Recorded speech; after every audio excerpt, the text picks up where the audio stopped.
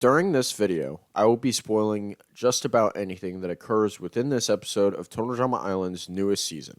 I have done my best to ensure the title and thumbnail spoil as little as possible, but for the rest of this video, I cannot make any promises for this episode I'm talking about or any prior episodes in the same season if applicable. With all that being said, you have been warned. Hey everybody, Kiji here. Today we're going to be doing the Total Drama Island 2023 review and discussion video for episode 8. So we are now in the final 8 of the merge cast because this season had an extremely early merge.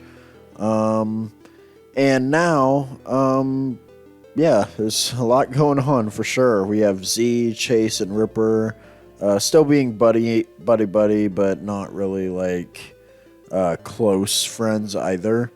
Emma and Chase are back together for now. Priya and Millie have their little friendship alliance going on. Early in the episode, Bowie gets like a mouth guard from Raj because Raj was eliminated the prior episode. He like left it with him and then like a little note. That's a cute gesture, I'd say. So challenge-wise, this was the food eating challenge. And they made the conscious choice to have the characters eat like really colorful food for breakfast earlier in the day, so that when they end up vomiting, it ends up looking rainbowish. I like that a lot. I think that is it's a funny but good change because it makes it much less nauseating to sit through, which you could argue is the kind of the point of these eating challenges. But trust me, this episode did still have a moment that would definitely turn anyone's stomach, I'd say. Julia, I think, is the last character I didn't really talk about, but she's basically a full-on villain now, outright being mean or harmful to other contestants, from even petty things like flipping food in their face or giving wedgies, that kind of thing. Like, she is full-on long gone from how she was in the early episodes, and I think it's a very cool change.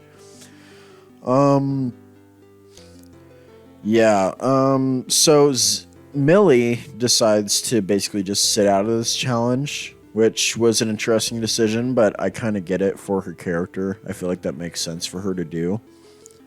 Who else is there? Z, funnily enough, is extremely good at eating challenges. Apparently, he is okay with eating anything, so that's really fun. I like that a lot. Chase and Emma end up actually turning back on each other after Emma realizes that Chase didn't actually apologize for the prank he pulled. And so they are now at odds with each other once again by the end of this episode. Who else does that leave? Priya got pretty upset with Millie over the fact that she didn't compete in the challenge, and as we're going to see later on, ends up voting for her, but we'll get to that. Really cool thing about this episode is that it's a lot more chef-focused, and it's like a chef-focused episode without losing Chris in the process. And so for once, it feels like Chef has an actual presence as like a host on the show. And I think that's really cool. I like that a lot. And especially because he's in charge of the food challenge of all things. Like, that's great. Let me think here. Like I said, Millie quit right as the challenge starts. Bowie is out by like round 1, I think. So I think Chase and Emma followed after that, then followed by Priya. And then Julia was able to get Z to fail as well, because apparently he is disgusted by milk, of all things, due to it coming from like cow udders or whatever. So that's funny. And then, of course, the final 2 of this challenge ended up being Julia and Ripper, who were basically fighting to stay in the competition at that point because they were obviously going to be like the bottom 2 between out of everyone in the cast, I'd say. And they did a lot of challenges to try one-upping the other, but eventually they had to do a tiebreaker challenge, which was eating an enormous tapeworm. And when I tell you that this is the most nauseating mental image and thought I've had watching anything total drama, oh my god. Like, I know I just said like the rainbow vomit or whatever kind of helped keep the episode from being as nauseating as the eating challenge usually is, but this moment in particular was like, ugh, like this is rough. It really, really is. And of course, you know, because why wouldn't it? The tapeworm gets its own confessional and has an odd voice and stuff, so that's fun. And of course, you know, it's a giant like string of something edible, I guess. It ends up becoming, you know, they do like the Lady and the Tramp bit where it's like, oh, they're gonna kiss. Oh, but in the end, Julia ends up taking more or consuming more of it and wins the challenge. And from there, it just kind of goes to the elimination ceremony. The bottom two end up being Millie and Ripper, because as it turns out, Priya wasn't the only one who voted for Millie, so she has a little bit of, she panics a little bit and thinks, oh no, did I just boot her? I didn't even mean to, I just wanted to scare her, you know, that kind of thing.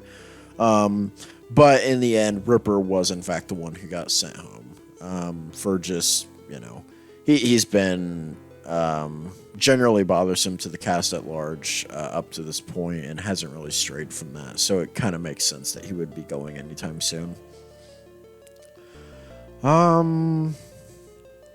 As far as this episode goes, I don't know, man.